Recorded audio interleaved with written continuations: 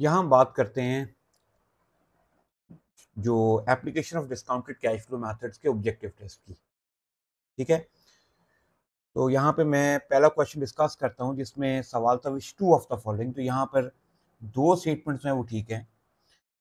Are limitations, limitations यानी कि disadvantages बताने हैं ऑफ प्रॉफिटेबिलिटी इंडेक्स। तो वो प्रॉफिटेबिलिटी इंडेक्स क्या था? वो वही एनपीवी डिवाइडेड बाय इन्वेस्टमेंट जो कि हमने कैपिटल रैशनिंग में देखा था। ठीक है, ये उसकी बात हो रही है। इन कैपिटल रैशनिंग उसने आगे लिख भी दिया। इसमें पहला इट यूजेस अकाउंटिंग प्रॉफिट्स। तो कैपिटल रैशनिंग में यानी प्रॉफिटेबिलिटी इंडेक्स में हम अकाउंटिंग प्रॉफिट यूज ही नहीं करते, तो ये स्टेटमेंट तो गलत हो गई। बी कहते it ignores time value of money, तो ये भी स्टेटमेंट गलत हो गई। क्यों? क्योंकि हम time value of money ignore नहीं करते, हम एनपीवी कैलकुलेट कर रहे हैं, तो time value of money ignore नहीं हो रहा। It can not deal with the non divisible projects, ये स्टेटमेंट ठीक है। अब क्यों ठीक है? क्योंकि आप प्रॉफिटेबिलिटी इंडेक्स जो है वो हम डिविजिबल प्रोजेक्ट में यूज करते थे, नॉन डिविजिबल में यूज नहीं होता। और डी स्टेटमेंट है it can not deal with multiple period capital rationing, तो ये बात भी बिल्कुल ठीक है कि हम मल्टीपल पीरियड कैपिटल रैशनिंग में हम प्रॉफिटेबिलिटी इंडेक्स यूज नहीं करते, हम सिंगल पीरियड कैपिटल रैशनिंग में यूज करते हैं। तो सी एंड डी जो है वो इसका आंसर होगा। क्वेश्चन नंबर 2 की तरफ चलते हैं।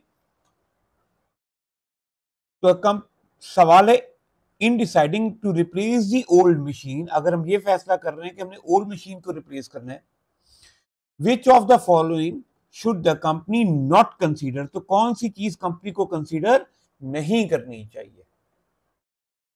तो इंफॉर्मेशन देखते हैं। तो company is trying to decide between keeping an existing machine and replacing it with new machine, या वो पुरानी रखे या वो नई रिप्लेस करे।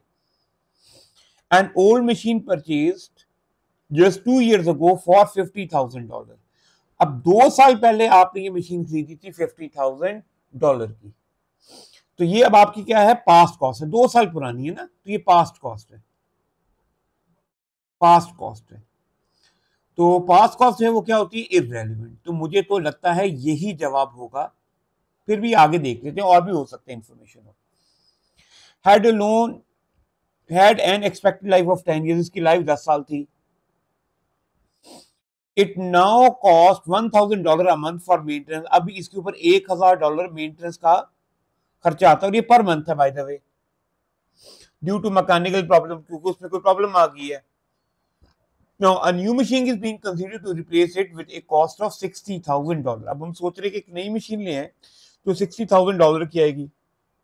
The new machine is more efficient and it will only cost $200 for maintenance. तो वो नई ज्यादा एफिशिएंट होगी, उसमें से $200 का खर्चा आएगा। और नई मशीन की भी जो एक्सपेक्टेड लाइफ है वो है 10 years। तो अगर मैं यहाँ पर ऑप्शंस अगर आप देखो और मैं डायरेक्टली बात करता हूँ बी की, मैं बता चुका हूं कि पास कॉस्ट जो है वो इररेलेवेंट होती है, तो ऑप्शन बी को अगर आप पढ़ें तो the original cost of the old machine ये कंसीडर नहीं होगा, इररेलेवेंट है। बाकी जो भी एस्टिमेटेड स्क्रैप वैल्यू, क्योंकि ज़ाहिर है नई मशीन लाएंगे तो ओल्ड मशीन को हम बेच देंगे, उसकी वो आज कितने की बिकेगी वो रेलेवेंट होगा। नई मशीन की यूजफुल लाइफ क्या है वो रेलेवेंट होगा। लोअर मेंटेनेंस कॉस्ट है वो रेलेवेंट होगा। तो ये ए सी और डी तो रेलेवेंट है, बी जो है वो इररेलेवेंट है, तो हम वो कंसीडर नहीं करेंगे। तो ये आंसर बनता है। क्वेश्चन 3 पर बात करते हैं। तो क्वेश्चन नंबर 3 में बताना है identify by clicking on the relevant box in the table below how the company should finance each asset. तो यहां पर दो एसेट हैं, हमें यह बताना है कि हम इसको फाइनेंस कैसे करें, लीजिंग से करें या बाइंग से करें। तो इसमें company is considering whether to buy और लीज टू एसेट्स। एसेट 1 उसने कहा है had a 10 year economic life, इसकी इकोनॉमिक लाइफ 10 साल है, with a zero residual value, residual value इसकी जीरो है। It can be purchase for $80,000 payable immediately, $80,000 हम इमीडिएटली पे करेंगे। अल्टरनेटिवली अल्टरनेट ऑप्शन क्या है कि it can B lease for 10 lease payment $12,000 per year payable annually in advance. तो हम $12,000 हम एनुअली एडवांस में पे करें। तो यहां अगर मैं लीज वर्सेस बाय डिसीजन देखूं तो अगर मैं बाय करता हूं तो इमीडिएट पेमेंट आ जाएगी $80,000 की। ठीक है, ये ईयर 0 में है तो यही इसकी प्रेजेंट वैल्यू भी होगी। लेकिन अगर मैं लीज करता हूं तो क्या होगा, तो मुझे 10 लीज पेमेंट करनी है जिसमें पहली एडवांस में है, तो इसका मतलब है ये ईयर 0 to 9 बन जाएगा। ठीक है, एडवांस है ना, तो 10th ईयर की पेमेंट ईयर 9 में आएगी। ठीक है, एडवांस होने की वजह से।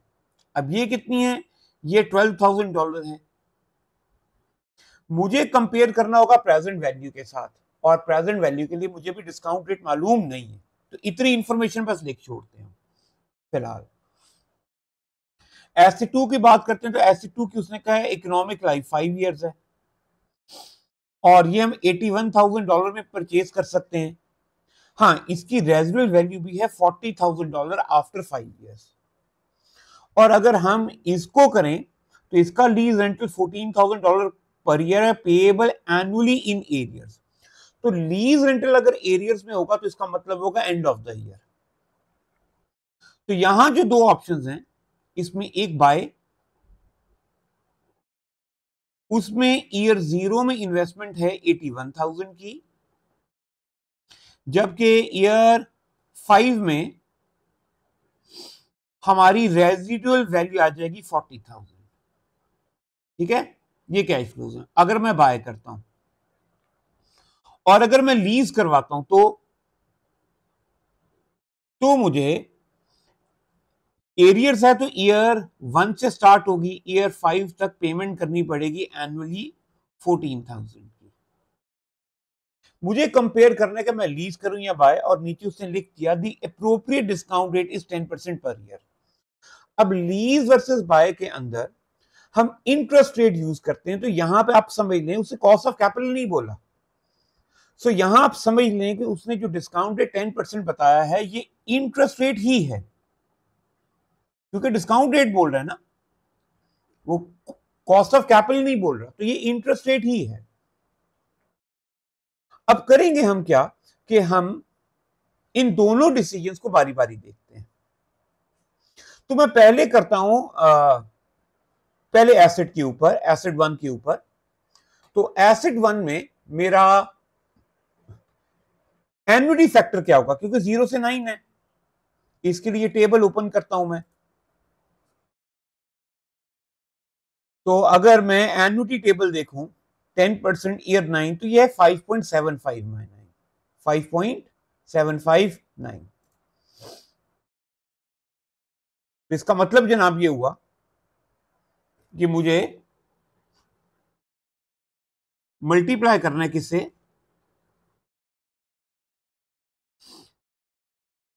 5.759 के साथ।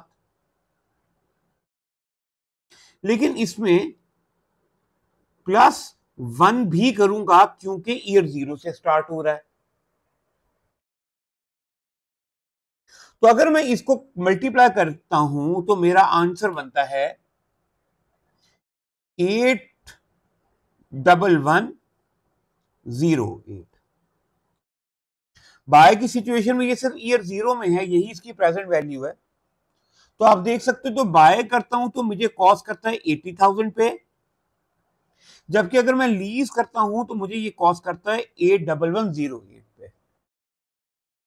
तो मुझे फाइनेंशियल ग्राउंड्स पे पहले एसेट को क्या करना चाहिए, बाय कर लेना चाहिए।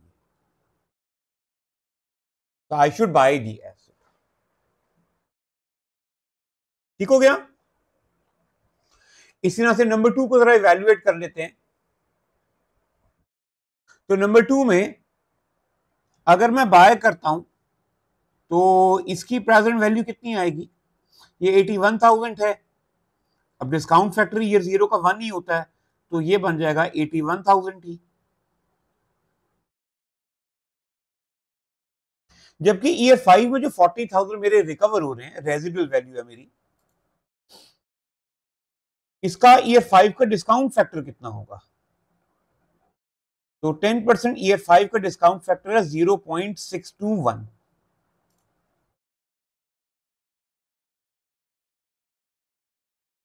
तो हम मल्टीप्लाई कर देते हैं 0.621 के साथ।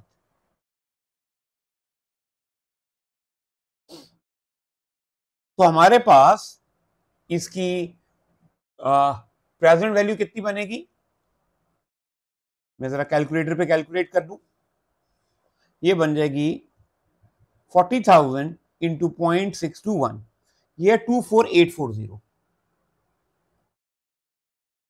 24840।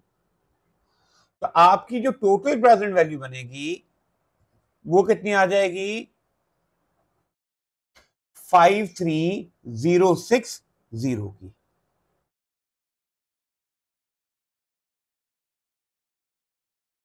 ऑफ कोर्स ये नेगेटिव में ही होगा। तो अगर मैं बाय करता हूं तो मुझे ये कॉस्ट करता है, सॉरी मैंने गलत कैलकुलेट कर दिया, 56160 है। 56160 की। चलिए अब लीजिंग पर देखते हैं। तो ईयर 1 से 5 आपको एन्युटी पेमेंट करनी है, 5 साल तक है, 10% रेट है। तो आए जरा एन्युटी टेबल से देख लेते हैं क्या रेट है। So here is the annuity table. तो 10% पे 3.791।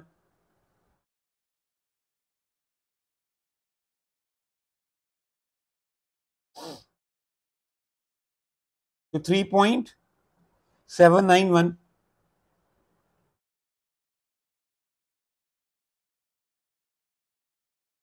तो हमारे पास प्रेजेंट वैल्यू कितनी बनती है?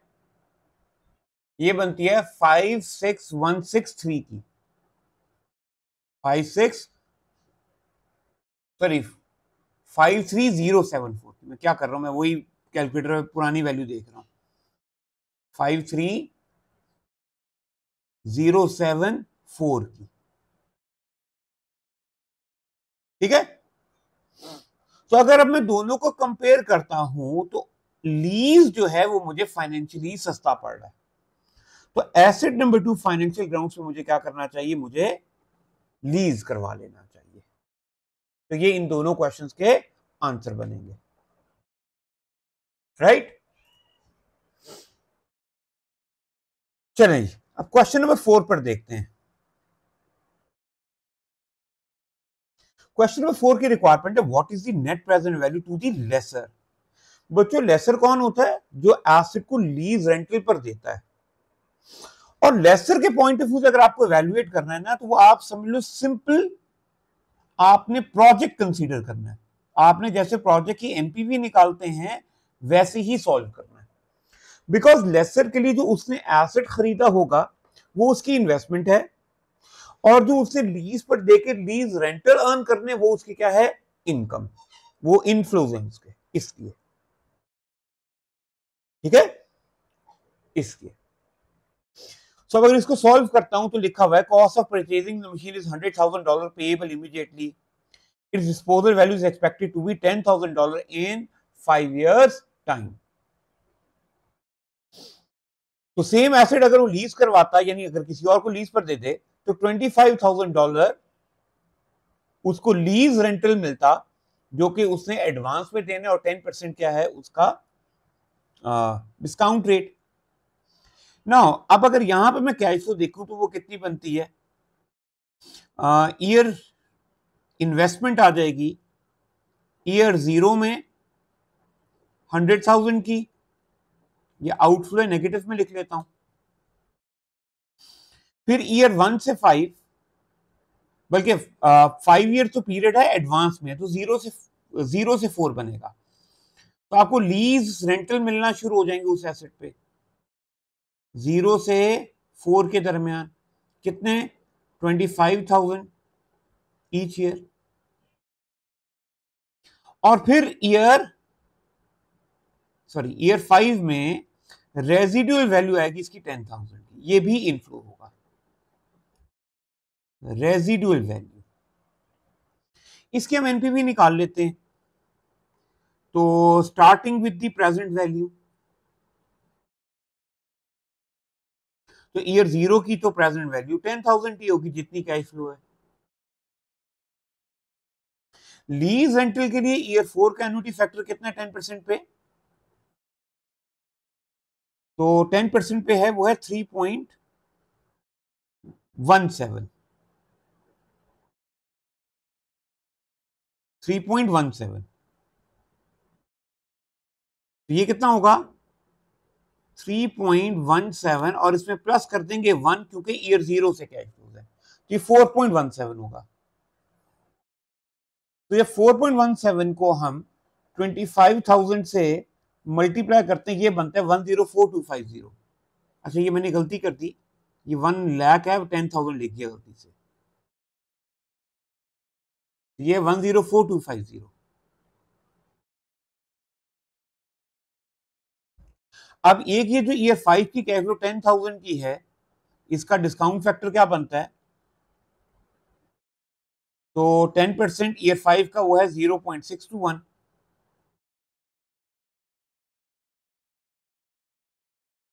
0.621 ये बन जाएगा 6210 का। तो अब आपकी एनपीवी कितनी बनेगी? तो ये आपकी एनपीवी बननी चाहिए 10,460 की, और ये पॉजिटिव है। तो मैं अगर ऑप्शन देखूं तो ऑप्शन ए मेरा आंसर बनेगा।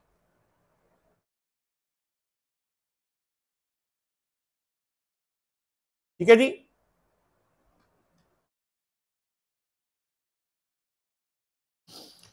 क्वेश्चन 5 पर देखते हैं, तो उसने क्या वर्किंग टू द नियरेस्ट 100, यानी मुझे जो आंसर निकालना है वो नियरेस्ट 100 में लिखना है। What is the equivalent annual cost of the machine, जो कैसे निकलती है उस मशीन की, हम प्रेजेंट वैल्यू देखते हैं या एनपीवी देखते हैं और डिवाइड कर देते हैं एन्युटी फैक्टर के साथ। जब देखते हैं a machine costing $150,000 has a useful life of 8 years, after which time it is estimated to have a residual value of 25,000।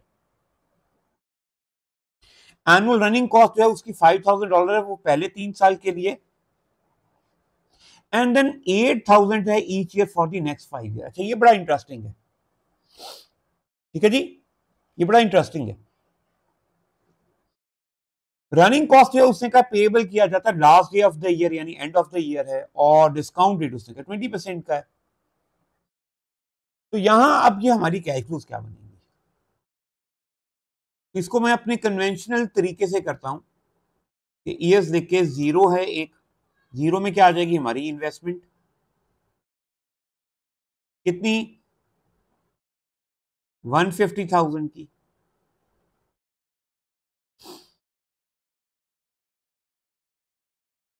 Eight years life है, लेकिन उसमें पहले 3 साल उसकी रनिंग कॉस्ट, तो पहले ईयर 1 से 3 लिख लेते हैं। किस तरह लिख लेता हूं मैं 1 2 3, कितनी रनिंग कॉस्ट है जी, वो है 5,000 की,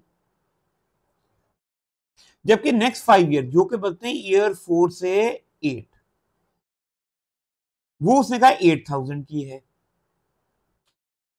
8,000 लिख लिया 4 से 8, और ईयर 8 में इसकी रेजिडुअल वैल्यू आएगी वो कितनी है, तो वो उसने बताया है 25,000 की रेजिडुअल वैल्यू 25,000।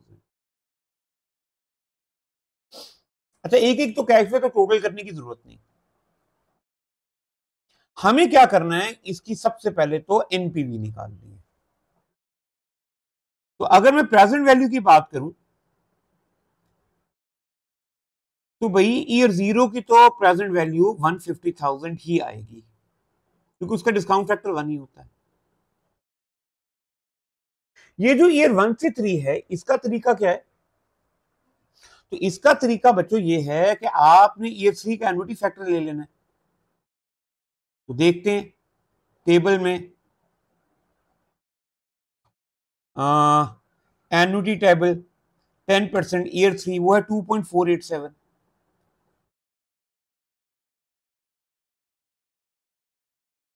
2.487 का। तो ये कितना बनेगा 5000 इंटू 2.487, ये बनता है 12435, 12435।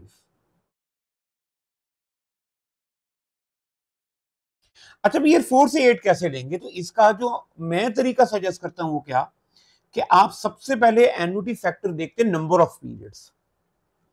तो 4 से 8 जो नंबर ऑफ पीरियड्स बनते हैं वो तो बनते हैं जी 5। आप काउंट करोगे ना, 4 पहला पीरियड, 5 दूसरा, 6 तीसरा, 7 चौथा और 8 पांचवा। तो क्या करो, सबसे पहले एन्युटी फैक्टर ले लो नंबर ऑफ पीरियड्स का, वो है 3.791। इसको लिख लो, तो मल्टीप्लाई करो 3.791 के साथ।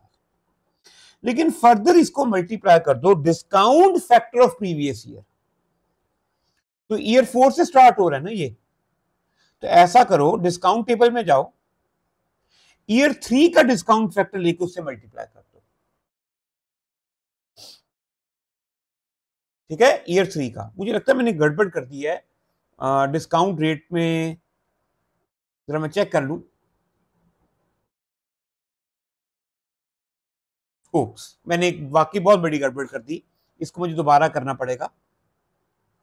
वो गड़बड़ बच्चों ये की है कि रेट 20% था, 10% नहीं था, मैंने फैक्टर्स 10% वाले लेना शुरू कर दी।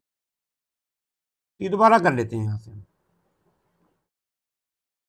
चलिए जरा 20% पर देखते हैं। टेबल, एन्युटी टेबल, 20% पे ईयर 3 पर है 0.579।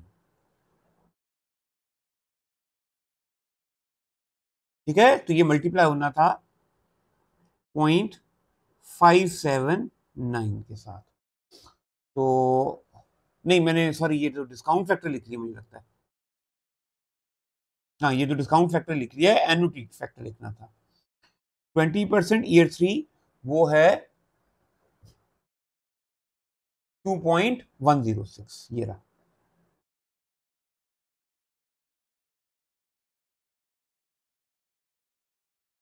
Two point one zero six.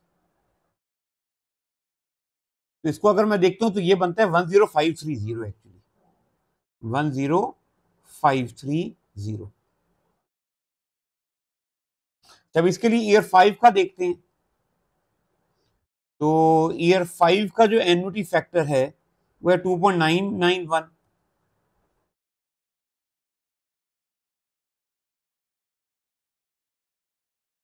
2.991। और अब ईयर 4 से स्टार्ट हो रहा है, तो ईयर 3 के डिस्काउंट फैक्टर से मल्टीप्लाई करना है। वापस जाते हैं टेबल पे, ये डिस्काउंट फैक्टर 20% ईयर 3 वो है 0.579।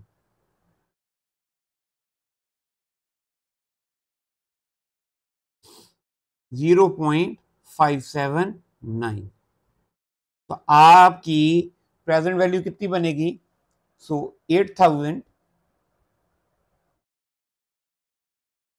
मल्टीप्लाई बाय 2.991 मल्टीप्लाई बाय 0.579, ये हो गया 13854। तो 13854। और अब ईयर 8 का डिस्काउंट फैक्टर देखते हैं, क्योंकि ये सिंगल पीरियड कैश फ्लो है तो डिस्काउंट फैक्टर सिंपली यूज होगा। तो 20% पे है 0.233।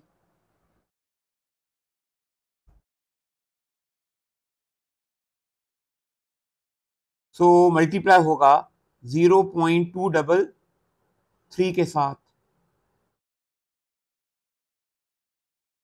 तो 25,000 इंटू 0.233, ये बनता है 5825। और अगर मैं इनका सम कर दूंगा तो मेरी एनपीवी कितनी आएगी? तो ये बनती है जी 5825 पॉजिटिव है, इसमें से माइनस कर देता हूं 13854 माइनस 10530 माइनस 150,000, तो ये बनती है 168559। नेगेटिव में ही होगा क्योंकि हम कॉस्ट के ऊपर बात कर रहे हैं। अब मुझे एन्युटी फैक्टर से डिवाइड करना है, तो 8 साल है प्रोजेक्ट की लाइफ, तो 8 पीरियड का एन्युटी फैक्टर कितना है 20% पे, वो है जी 3.837 का। इस पे डिवाइड कर लेते हैं, तो 3.837, तो हमारा आंसर कितना बनेगा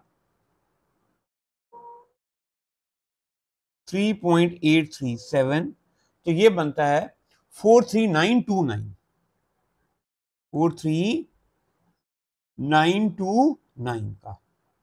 अब चूंकि उसने हमें कहा है राउंड ऑफ टू नियरेस्ट $100 करो, तो ये आपका ऑप्शन फिर बी बनेगा 43900। ठीक हो गया। चलिए क्वेश्चन नंबर 6 पर चलते हैं। कहते हैं विच of the following decision making model, ऐसा कौन सा डिसीजन मेकिंग मॉडल है which equates the initial investment with the present value of future cash flows, जो इनिशियल इन्वेस्टमेंट और present value of future cash flows को बराबर कर देता है। तो देखो अगर इनिशियल इन्वेस्टमेंट और present value of future cash flows equate हैं, बराबर हैं, तो इसकी एनपीवी क्या होगी, वो तो हो जाएगी equal to 0। Present value of return और प्रेजेंट वैल्यू ऑफ इन्वेस्टमेंट अगर बराबर होंगी तो एनपीवी तो 0 के बराबर होगी। तो कौन सा मेथड है जिस पर एनपीवी इक्वल टू 0 होती है, तो वो होगा option C, internal rate of return, IRR। तो इसका जो आंसर है वो बनेगा C, internal rate of return. Question 7, which of the following is a possible formula calculating the profitability index of a project. तो ये बड़ा ही आसान सवाल है। प्रॉफिटेबिलिटी इंडेक्स का फॉर्मूला क्या होता है, एनपीवी ओवर इन्वेस्टमेंट या present value divided by investment. तो इसमें अगर हम देखें डी को पढ़ लें, बड़ा सिंपल है, कहता है डिवाइड कर दो क्या, the present value of net cash flows, net cash flows की प्रेजेंट वैल्यू जो कि एनपीवी होती है, उसको डिवाइड कर दो किससे, initial investment of the project से। तो यही तो होता है present value of the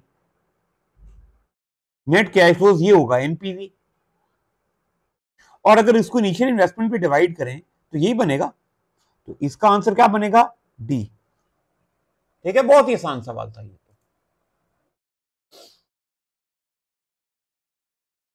question number 8 पे चलते हैं। ये फिर सवाल जो है इक्विवेलेंट एनुअल कॉस्ट पे, what is the equivalent annual cost of using the machine if it were bought, अगर हम उसको खरीदते हैं, and replace every 6 years in perpetuity, अगर हम उसको 6 सालों में खरीद के रिप्लेस करते जाते हैं, तो 6 years पर इसकी एन्युटी निकालनी है। तो ना अ मशीन कॉस्टिंग $450,000, तो ईयर 0 में उसकी क्या आ जाएगी, इन्वेस्टमेंट। ठीक है, पहले कितना ईयर्स लिख लेता हूं, तो 0 में क्या आ जाएगी, इन्वेस्टमेंट, कितनी, 450,000 की। After which time it's estimated present value will be 25,800, और जो उसकी रनिंग कॉस्ट है नेक्स्ट 6 years में वो 82280। तो ईयर 1 से 6 आनी है उसकी रनिंग कॉस्ट, वो है 82280। ठीक है, ये भी नेगेटिव में होगा, जबकि ईयर 6 में आना है उसकी रेजिडुअल वैल्यू जो कि 25,800 की है। 10% कॉस्ट ऑफ कैपिटल है, तो हमने क्या निकालना है इसका, इक्विवेलेंट एनुअल कॉस्ट, तो पहले की तरह ये तो प्रेजेंट वैल्यू इसकी ईयर 0 वाले की तो 450,000 ही रहेगी। ईयर 1 से 6 एन्युटी फैक्टर देख लेते हैं, तो टेबल में जाते हैं, 10% रेट है यहाँ पे, एन्युटी टेबल 10%, ईयर 6 वो है 4.355, सो मल्टीप्लाई हो जाएगा 4.355 के साथ।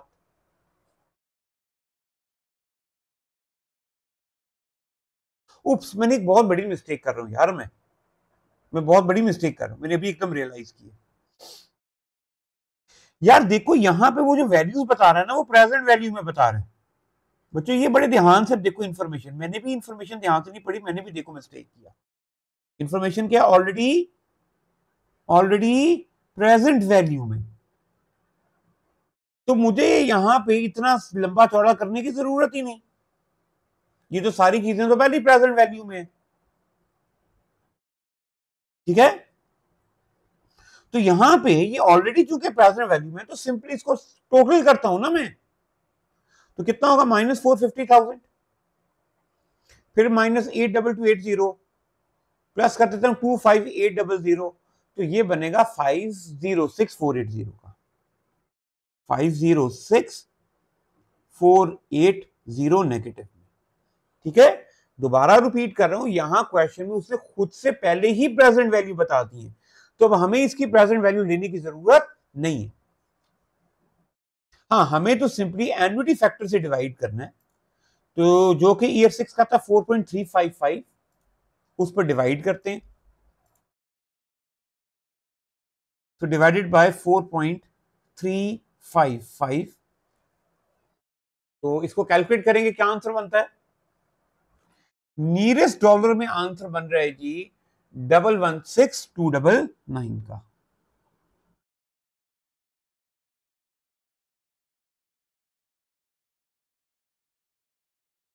ठीक है, तो ये सीधा सीधा इसका आंसर है, तो बहुत ही आसान था।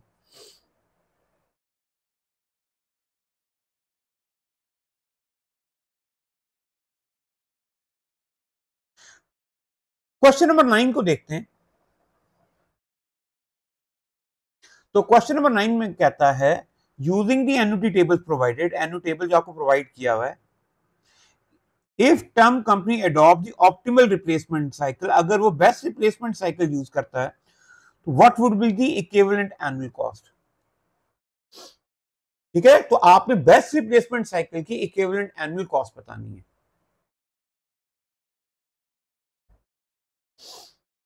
तो अब अगर मैं देखता हूं, तो यहां पे कहता है, tough company is investigating how often it should replace the company car fleet को कब रिप्लेस करे, it is considering replacement every 2 years, 3, 4 या 5 साल, तो ये 4 ऑप्शंस हैं उसके पास। Cash flows estimate has been compiled and the following negative NPV has been obtained, तो इस क्वेश्चन में उसने एनपीवीज तमाम रिप्लेसमेंट साइकिल की ऑलरेडी कैलकुलेट करती है। जाहिर सी बात है, 2 नंबर का तो सवाल है, अब हर रिप्लेसमेंट की अगर वो एनपीवी निकलवाता है, ये तो अच्छा खासा सवाल बन जाता, तो उसने खुद से बता दिया, based on the cost of capital of 11%, उसने कहा कॉस्ट ऑफ कैपिटल जो है ना, वो है 11% का। तो हमने क्या करना है, इसकी इक्विवेलेंट एनुअल कॉस्ट देखनी है, तो मैं क्या करूंगा, एनपीवी तो मौजूद है मेरे पास, मैं सिंपली डिवाइड करूंगा इसके रेलिवेंट एन्युटी फैक्टर के साथ। तो एक ही दफा देख लेते हैं, ईयर 2, 3, 4 और 5 का एन्युटी फैक्टर है क्या क्या, 11% पे, एन्युटी टेबल 11%, 2 पे है 1.713, 3 पे है 2.444, बच्चों वैल्यू याद कर लेते हैं, 1.713, 2.444, 3.102 एंड 3.696 का, ये 4 आ गई। ठीक है, इसको मैं लिख लेता हूं पहले तो जल्दी से, तो ये 2 का 1.713, 2 का था 2.444, 3.102 एंड 3.696 का, ये मैंने एन्युटी फैक्टर लिखे। इसको जब मैं सॉल्व करता जाऊंगा, तो मेरे पास इनकी इक्विवेलेंट एनुअल कॉस्ट है वो आती जाएगी। कितनी बनती है? पहले का है 87162,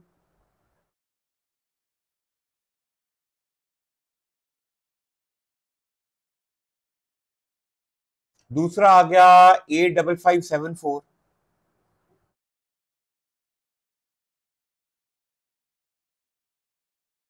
तीसरा आ गया 82170,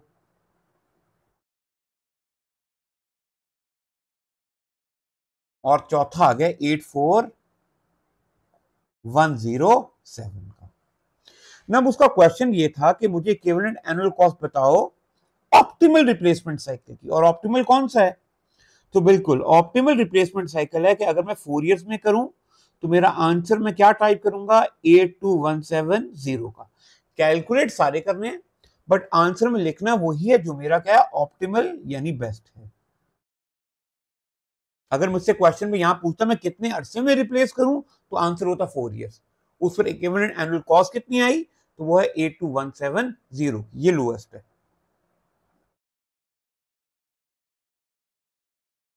ठीक है, तो यहां इस वीडियो में आपने देखा कि हमने कवर किया है चैप्टर नंबर 6 के ऑब्जेक्टिव टेस्ट, जो कि स्टडी हब में है। ठीक है, ये स्टडी हब के सारे क्वेश्चन है।